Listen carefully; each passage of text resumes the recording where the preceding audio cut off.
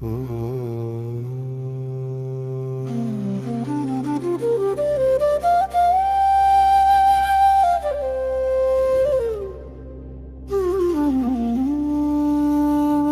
సూర్యుల ప్రచండ కాంతి పుంజం నా తండ్రి విశ్వమంతా మిండిన అనంతమైన జ్యోతి స్వరూపం కాని ఆ మహాదేవుడికి కావలసింది ఆడంబరాలు కావు.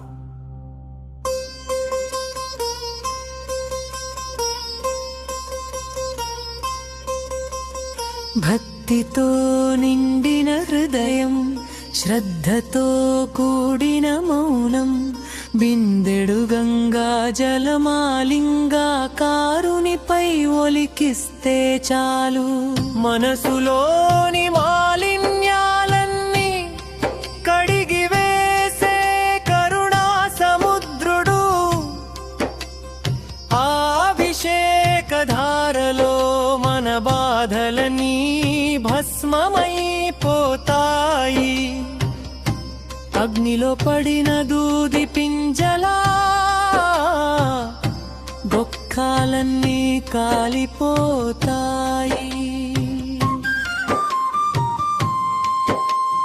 మనిషికి తన గమ్యంపై ధీమా ఉన్నంత వరకు, అహంకారం కళ్ళకు గంతలు కట్టినంత వరకు, భగవంతుడు అనే పరమార్థం అస్సలు అర్థం కాదు. తనే సర్వస్వం అనుకునే భ్రమలో కాలం కరిగిపోతుంది. కానీ కాలచక్రం తిరిగి కష్టం తలుపు తట్టినప్పుడు గుండె భారమై కన్ను వర్షమై కురిసినప్పుడు లోకం తన అసలు రంగును చూపిస్తుంది. నమ్మిన బంధాలన్నీ నీడల్ల మారి మాయమవుతాయి. ఆ బాధ తెలిసిన మరుక్షణమే మనిషి మేల్కొంటాడు. అప్పుడు భగవంతుడు తప్ప వేరే ఎవ్వరూ అర్థం కారు. అంతవరకు రాయిలా కనిపించిన శిల్పంలో ప్రాణం కనిపిస్తుంది. నిశ్శబ్దంలోనూ ఆ శంభుని భ్రమరుక నాదం వినిపిస్తుంది. గర్వం వీడి మోకాళ్ళపై వంగినప్పుడే శివుడు కనిపిస్తాడు.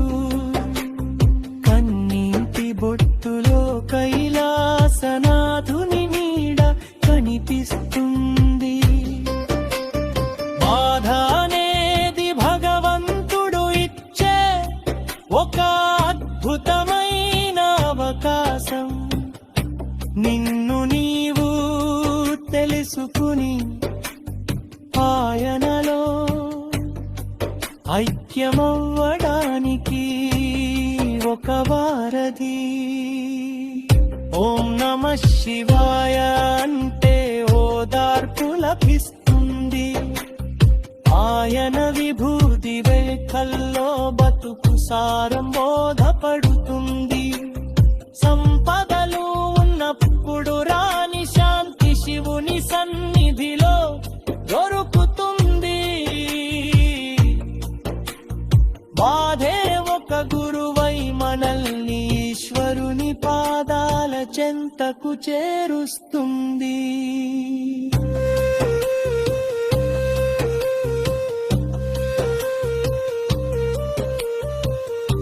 అక్కడ బాధ ఉండదు, బంధ ఉండదు, కేవలం ఆనందమే మిగులుతుంది.